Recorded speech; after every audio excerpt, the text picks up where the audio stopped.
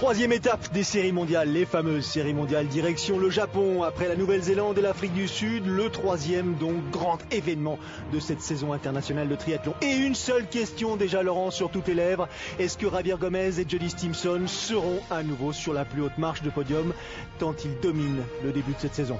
Et c'est vrai qu'ils ont dominé une bonne partie de la saison dernière et c'est de nouveau le cas cette saison. Maintenant, il y a une très très grosse densité. Les formes commencent, nous sommes au mois de mai, donc les formes commencent à être optimales pour tout le monde. Donc c'est vrai que c'est une question qui va être intéressante. Vont-ils se succéder à eux-mêmes? En tout cas, chez les filles, il y en a une qui doit avoir un petit peu l'écrou, c'est Jorgensen. Yokohama, donc deuxième agglomération la plus importante du Japon après Tokyo, la place forte du triathlon, je dirais, de ce côté-ci du monde. Une activité, une discipline pratiquée par de nombreux Japonais, de nombreuses Japonaises.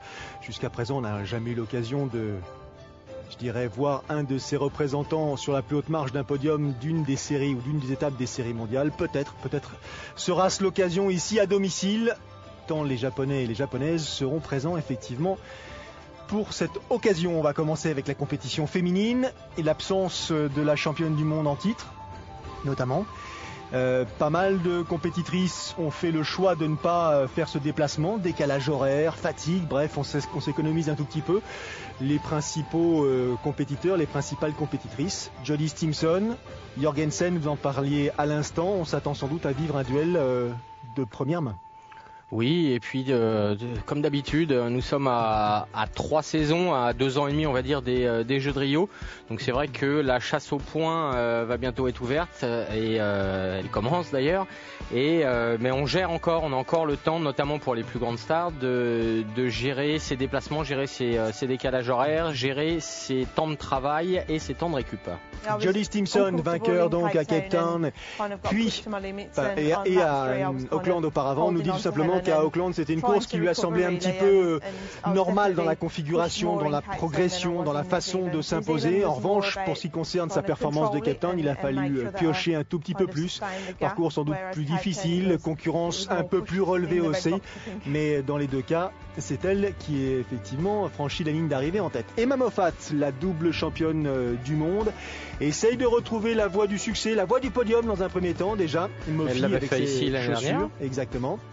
Elle ne se sent pas encore complètement en forme, mais peut-être un tout petit peu mieux déjà que ce qu'elle a pu ressentir lors des mois écoulés. Bon, bien sûr, j'adorerais remonter sur un podium ici notamment, mais c'est quelque chose d'assez compliqué à obtenir. La concurrence est rude, il faut un état de forme optimal.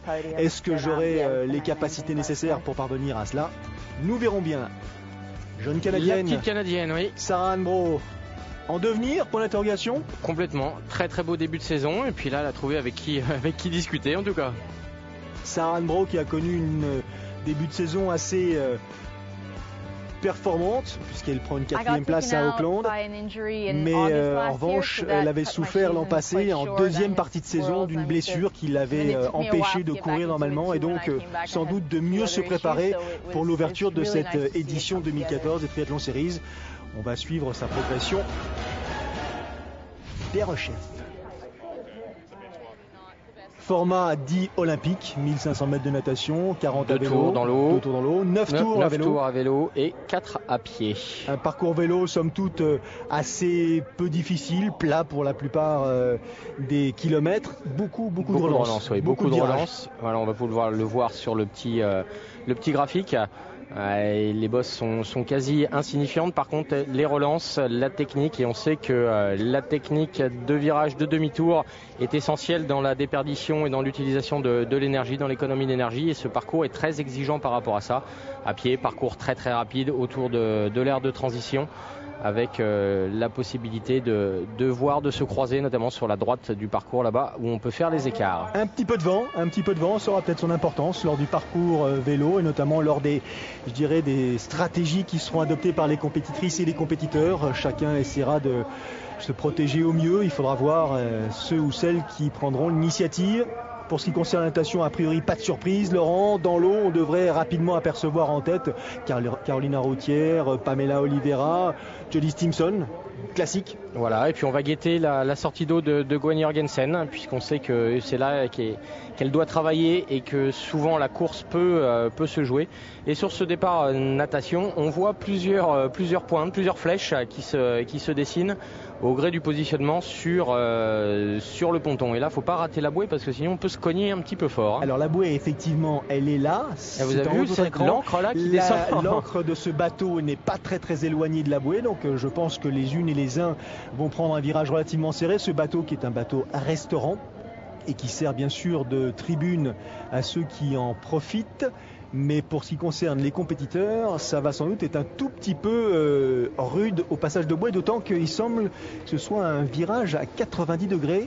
On devrait avoir un petit peu de contact. Et qu'elles sont toutes sur toute la largeur du ponton encore. Personne, et peu en tout cas, ont décidé de prendre les pieds. Nous sommes au Japon. Ah, ça c'est bien. Le drones, matériel est sorti. Le drone, attention, ça devient maintenant très difficile d'utiliser ces moyens de tournage. Et pour cause, il y a eu quelques abus. Et notamment quelques chutes de matériel comme celui-ci sur des compétiteurs. Donc maintenant c'est très réglementé et tant mieux. Tant mieux et tant pis parce que ça permet d'avoir des images assez exceptionnelles. Vous qui faites aussi les raids et les trails, on a la possibilité d'avoir des images notamment en montagne pour suivre les compétiteurs sur des assez longues portions et ça fait des images quand même très remarquables et qui donnent envie de pratiquer ce genre de sport. Il fallait que les premiers utilisateurs fût un peu plus intelligents et n'utilisent pas forcément les drones au-dessus des concurrents pour que effectivement on n'ait pas ce type de conclusion. Être rasé de près, ça peut être intéressant. Allez, ça y est. Cette sortie est intéressante aussi, c'est avec le double virage à gauche, assez technique, donc il faut être bien positionné pour attaquer le deuxième tour. Pas de vrais écarts évidemment, vous l'aviez annoncé Vincent, Routier, Adachi, on a l'habitude, Lucy Hall aussi. Anna Murua qui nous fait de très belles courses en ce moment. Et quelques surprises, Nikki Samuels est au contact. On a vu Alice Beto aussi. Pas de française, Laurent. Non, pas de française, tout à fait. Et ce plan d'eau qui n'est pas si facile que ça. C'est probablement le vent qui génère cette petite houle et ça n'est pas simple du tout à nager. D'autant plus quand le bateau est à 32 cm et demi des premières nageuses. Il y a une proximité pour ce qui Alors vous avez le choix, c'est soit vous prenez un drone, soit vous prenez une hélice de bateau. Soit l'encre, effectivement, un peu plus loin. Ah oui, c'est vrai, j'avais oublié l'encre. Allez, qui revient au contact? Ahueda apparemment. Adachi. C'est Adachi qu'on a vu passer tout à l'heure, oui. Et qui revient en contact de première nageuse, là, qui donne le tempo. On n'a pas vu sur ce demi-tour, sur ce premier tour en tout cas, de très gros écarts. Il va quand même falloir les... Voilà, là il y a une cassure. Il y a une double cassure en fait. Il y a un petit groupe de 6-7 qui est intercalé. Derrière, il y a une très grosse cassure. Mais le groupe devant est quand même relativement compact. Et ça va être intéressant de voir cette transition et de voir comment elle va se gérer. On n'a pas tout à l'heure... si on a remarqué le temps de Gwen Jorgensen qui était dans le premier peloton, je crois, et qui a priori donc a fait le choix de rester... aux avant-postes. Elle a fait le choix, vous croyez? Oui. Je crois qu'elle va être contente de sortir de l'eau correctement. Elle a fait l'effort pour rester au contact des premières, justement. Alors, sortie de l'eau. Nous voici dans les temps. Lucy Hall, deuxième position, c'est pas une surprise non plus. Beto, de mieux en mieux. Et Noah Murua aussi. Kramer qui est là aussi, c'est pas si habituel que ça. Sweetland est de retour. Stimson n'est pas très loin. Oliveira et voilà, Jorgensen est là. Donc, ce fameux peloton, le premier que vous définissiez, vient de sortir de l'eau. Longue transition ici à Yokohama qui a son importance. Il faut bien préméditer ses gestes de façon à perdre le moins de temps possible. On vous le dit, on vous le répète, une course peut se perdre dans la transition. C'est une évidence. En tout cas, un groupe très compact. Elles sont plus d'une trentaine en moins de 20 secondes. Les principales... Et c'est Lucy Hall qui prend les choses en main. Alors un petit groupe de 5 avec déjà deux Britanniques, Lucy Hall et Jodie Stimson, Adachi, Jorgensen et Alice Beto, c'est l'italienne en deuxième position. Le deuxième groupe, les premières poursuivantes, une douzaine d'entre elles sont à une poignée de secondes et une athlète toute seule. De qui s'agit-il? pourquoi pas une petite tactique anglaise. Lucy Hall roulant pour Stimson. Je pense que ça va être prévu. Lucy Hall, gabarit puissant, bonne nageuse, bonne rouleuse, qu'on a un petit peu de mal à voir sur la course à pied. Comme Caroline Routier. Exactement. Est-ce que c'est une stratégie établie par les Britanniques justement pour favoriser ce style de résultat, que ce soit chez les hommes avec Stadley Stimson ou que ce soit chez les messieurs avec les frères Brandley? Rachel Klammer. Rachel Klammer. Oh là là, elle est en chasse-patate, va falloir faire l'effort pour rentrer tout de suite. Vous l'avez dit Vincent, il y a un petit peu de vent, donc il faut rester très vigilant. Beaucoup de relances, un parcours technique. Elle est rentrée. Elle est rentrée, Klammer. Alors est-ce que c'est le signe Est-ce que c'est le signe d'un peloton qui ne prend pas l'initiative et qui donc va permettre aux autres de rentrer? Ne donne pas le sentiment le peloton là d'être réellement dynamique. Parce que Klammer est rentrée relativement vite et derrière elle se permet de rester les mains en haut, en haut des cocottes. Pour tout le monde, à part Lucy Hall, mais elle va pas pouvoir faire le boulot toute seule. Lucy Hall, elle attend justement peut-être que Jolly Stimson se rapproche un tout petit peu et un petit signal, un petit geste de la tête pour tenter une première échappée, essayer d'imprimer un rythme un peu plus soutenu. Nous avons quelques japonaises aussi à domicile. Kirsten Swintland qui repointe le bout de son nez aussi, et Jorgensen confortablement installé dans ce groupe. Vous faites bien insister sur la situation de Jorgensen.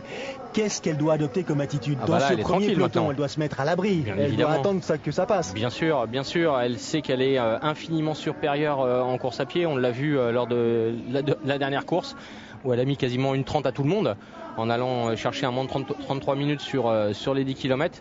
Donc bien sûr, et on sait aussi qu'elle est un tout petit peu limite, un tout petit peu légère au niveau de la technique. Donc elle doit juste faire attention à ce qu'elle fait, ne pas laisser trop d'énergie, pas trop d'influx nerveux dans ce groupe. Et puis ne pas attendre, ne pas se mettre dans les dernières positions comme Jackson, c'est l'une de ses spécialités aussi. Mais là on peut laisser beaucoup de jus. Oui, apparemment Emma Jackson, elle va pas dépenser beaucoup d'influx. Non, mais on a l'habitude. On va attendre que ça se passe, profiter de l'aspiration pour progresser tranquillement. Jolly Stimson, Alice Beto, qui ont pour l'instant pris les rênes de ce peloton. Il y en a quand même quelques-unes dans ce groupe. Vous parlez d'Alice Beto, il y en a quand même quelques-unes parmi ces compétitrices qui ont tout intérêt à rouler. Parce que se retrouver en si bonne position, ça n'est pas aussi fréquent pour elles, et ce sont d'excellentes coureuses à pied. Et les Reed notamment. Voilà, il y a quand même du beau monde. Par contre derrière ça travaille énormément, c'est Moffat. Oui, c'est Moffat dans ce deuxième groupe. Elle est sortie assez loin. Elle est sortie à une vingtaine de secondes, 25 secondes de Routier. Donc la transition a été compliquée. Et là maintenant, d'un point de vue tactique, elle se retrouve dans ce groupe. Et c'est à elle de travailler. Ça s'anime, la brésilienne, Pamela Oliveira, dossard numéro 9, qui prend le meilleur sur Kirsten Swintland. Troisième position, c'est Jorgensen. Stimson dans la foulée. Aurait-elle Beto, compris? Enoa, qu'est-ce qu'il y a d'autre? Lucy Hall, Adachi, Reed, Knapp, l'allemande qui est là, Sato, Klammer, et derrière on va trouver évidemment Emma Jackson, Nikki Samuels. Nikki qui a l'habitude pourtant de rouler un petit peu plus. Est-ce qu'on va insister à une deuxième moitié de parcours cycliste un peu plus dynamique? C'est à en tout cas espérer, à souhaiter pour l'intensité et le suspense de cette course. Alors la question qui se pose probablement dans la tête de Stimson, c'est qu'est-ce qu'elle doit faire? Elle est très costaud en vélo. Est-ce qu'elle doit tenter quelque chose pour lâcher Jorgensen, pour tenter de l'éprouver? Maintenant le groupe est quand même très important, donc c'est difficile, mais on l'a vu rouler aux avant-postes, et une chose est sûre, c'est que Jorgensen ne prendra pas de relais. Et ça rentre, Laurent, ça rentre de plus en plus. Là j'ai l'impression qu'on est passé d'un groupe de 17-18 à un groupe de plus de 40 compétitrices. Mais c'est assez logique, hein. Vous avez Jorgensen dans votre groupe de tête. Qu'est-ce que vous faites? Vous faites chauffer les jambes pour ruiner un éventuel podium en course à pied? Regardez, compliqué. Emma Moffat en 5e position, il y a quelques secondes elle était je dirais presque à l'agonie. Et même si on additionne le groupe de Moffat et le groupe de tête, ce groupe-là est encore plus important. Ça veut dire qu'il y a le deuxième groupe de chasse, donc un troisième groupe qui est rentré. La transition va avoir son importance. Il va y avoir du monde, hein. Un peu de monde sur la même ligne. Alors Moffat en tête de course avec Stimson, avec Yuri Ide. Ayueda, je vais y arriver, pardon. Lucy Hall devant. Dernier virage, angle droit, et ce sera la ligne droite avant de poser pied à terre. On s'est déchaussé, on s'est préparé déjà. Il va falloir qu'on se prépare, qu'on se mette dans une position optimale. Attention très au coup de technique, pédale. Ce dernier passage là, hein, avec les virages successifs avant d'entrer au parc à vélo. Allez, Ayueda qui avec les continue pieds sur les chaussures. On vous le rappelle, bien sûr. Ueda, Stimson, Moffat, Hall. C'est le premier rideau. Derrière, ça arrive assez groupé. Attention. La ligne, ne pas prendre de risque. Pas prendre les orteils dans les rayons. Stimson au milieu, Emma Moffat à gauche, Ayueda à droite. Oh là là là là, qu'est-ce qui s'est passé? Stimson. Alors qu'elle est devant. Elle est devant, donc a priori tranquille. Contact. Elle avait tout fait pour être tranquille. Est-ce que c'est un contact entre deux vélos? Est-ce que c'est un contact pédale de ses chaussures avec la chaussure au sol? En tout cas, Jodie Stimson nous a fait un beau roulé-boulé là à l'occasion de cette transition. Décidément, elle a du mal avec la transition ici à Yokohama. Les écarts sont assez faibles. Et on voit des noms qu'on n'a pas trop l'habitude. Anna Philippine, une nouvelle allemande. Et Ayueda, elle a pris les commandes de la course à pied, démarrage explosif. À domicile. Il y a toutes les japonaises sont là. On a vu Adachi là-bas, Sato, Ayueda. Regardez comme ça s'asperge. Il fait une température assez élevée, effectivement, 26-27 degrés. Et on a nagé en combinaison. Alors, les japonaises à domicile, elles sont là. Regardez, Yudiri Ide, la voilà, votre amie. Alors, Rachel Klammer en deuxième position sur la gauche, là un peu plus tard. Jorgensen à gauche. Jorgensen derrière Klammer. Moffat qui a pris la foulée de Jorgensen. Sato, Adachi, Ide. Trois japonaises. Et regardez Simpson, tout là-bas à gauche. Avec effectivement la dans les zébras là-bas. Le long des quilles orange, Jodie Stimson. Bon, elle n'est pas très très loin, sa chute n'est pas rébarbative. À l'extérieur, en l'occurrence du peloton, en bleu, Carole Michel, la jeune athlète belge qui fait l'effort pour revenir devant.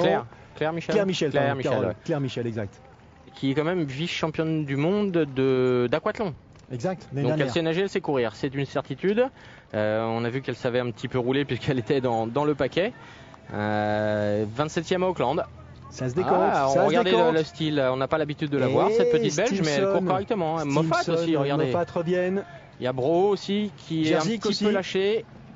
La polonaise en rouge qu'on a vu passer. Hélène Reid a plus de difficultés en vert. Allez, on s'attarde sur la tête de course. C'est les japonaises qui prennent les choses en main. Alors, devant. 3 japonaises dans les 4 premières. Ueda, Jorgensen, Sato, Adachi et Claire Michel. Et Claire Michel, la belge. Qui a un très beau style. De recoller. Et c'est Stimson là-bas. C'est Stimson là, à coup de, d'épaule qui essaye de gommer cet écart de manière progressive. Cet écart qu'elle a concédé uniquement à cause de sa chute. On l'a vu à la sortie du parc, elle avait déjà ce petit gap. Et là, il est toujours là. Donc elle doit faire l'effort pour rentrer. Elle sait que Jorgensen est devant, qu'elle va attendre personne. Maintenant, elle doit faire cette entrée. Ça va pas assez vite. Jorgensen va forcément prendre l'initiative. Regardez, Michel est rentré. Et oui, c'est ça. Et Stimson est en train de revenir aussi. Jorgensen doit forcément agir, doit forcément prendre l'initiative. Maintenant, elle sait qu'elle est au-dessus. Elle a effectivement la elle capacité. peut gérer ce début. Elle peut gérer le premier, voire le deuxième tour. Et de partir dans les 2 derniers tours. Elle peut courir, comme on le dit Laurent, et vous l'utilisez davantage que moi, en split négatif. Négatif split, c'est-à-dire qu'elle va plus vite dans la deuxième partie que dans la première partie. C'est une possibilité. Après, en triathlon, c'est un tout petit peu différent. Ça va dépendre de la configuration, avec qui on a posé le vélo, dans quel groupe, est-ce qu'on est nombreux, pas nombreux, est-ce que le tempo imposé par Ueda est largement suffisant pour écrémer derrière, et on a vu que le groupe de Bro et de Moffat concède du terrain, donc ça peut la satisfaire pour l'instant et accélérer derrière. Donc de fait, elle va être en négatif split. Ou si elle a besoin, sur le premier et le deuxième tour, d'écrémer un groupe de 30 ou 40 unités pour éprouver les moins rapides, ça peut s'équilibrer ou ça peut. C'est pas une logique implacable. Allez, Stimson, en plein milieu de votre écran. Oui, la roue contre Ueda. Donc après, il y a franchissement de vélo en courant. C'est pas forcément facile. Oui. Et là, elle s'en sort plutôt bien parce que ça aurait pu être très très douloureux quand même. Elle aurait pu se blesser, ouais. Allez, elle a pris les commandes, Jorgensen, l'américaine. Ça y est, c'est réglé. Elle qui est la récente vainqueur de l'étape de Coupe du Monde de Moulaba en début de saison, mais qui était plus discrète sur le plan des séries mondiales. Avec des problèmes en vélo, une chute à Londres, problème de dérailleur et tout. Mais sa dernière course à pied a quand même été d'un niveau tel que le suspense paraît difficile à entretenir, en tout cas pour la première place. Regardez comme elle a l'air sereine effectivement, peut-être un peu plus, je dirais, un peu moins maigre que lorsqu'elle était en début de saison sur l'étape d'Auckland. Où elle a peut-être travaillé un petit peu le haut du corps, justement pour gagner les quelques secondes de natation qui lui manquent. Et Ueda derrière, elle faire le ménage. C'est pénible. Il faut qu'elle s'accroche, mais c'est pénible pour Ueda comme pour les autres. Jesnik, ça c'est la polonaise en rouge qui revient. Il y a longtemps qu'on n'avait pas vu la petite Agnieszka Jesnik. Jerzik, pardon, pas Jesnik.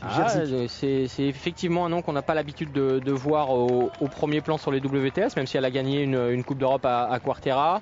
Si elle a fait deuxième aussi au championnat, une Coupe d'Afrique à Cape Town mi-février, si ma mémoire est bonne.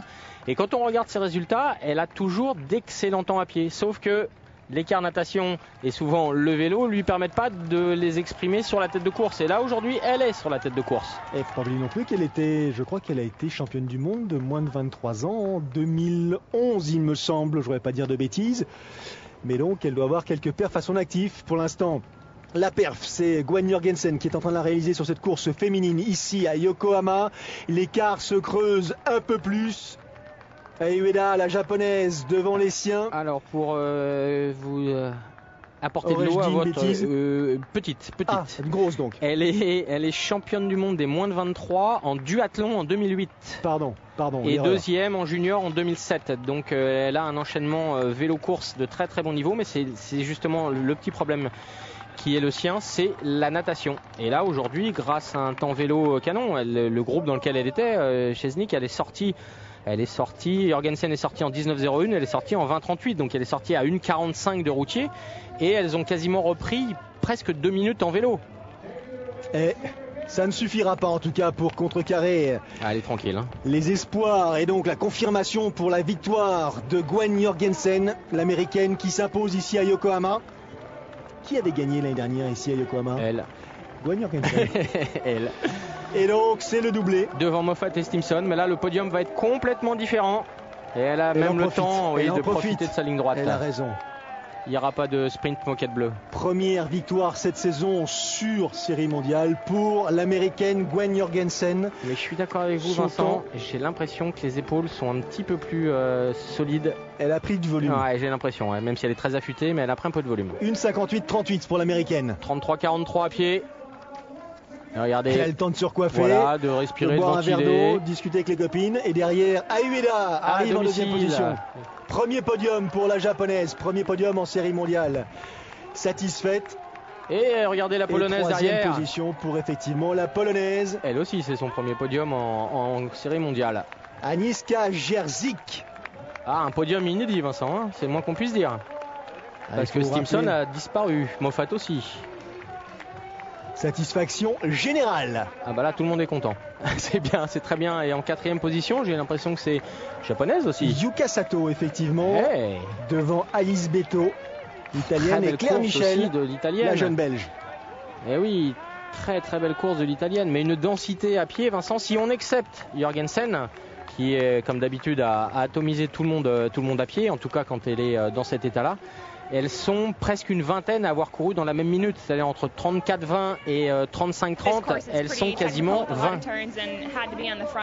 C'est une course particulièrement sensible, difficile, il y a énormément de virages, il faut se situer aux avant-postes en permanence, il faut être attentif en l'occurrence. Oui,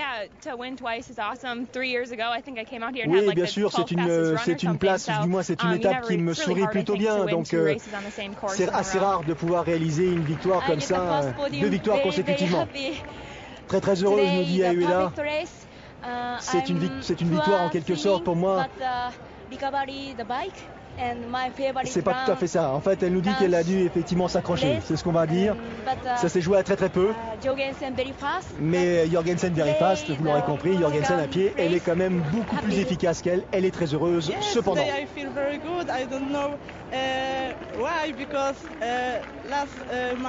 Je me sentais très bien, à vrai dire, je ne sais pas tellement pour quelle raison.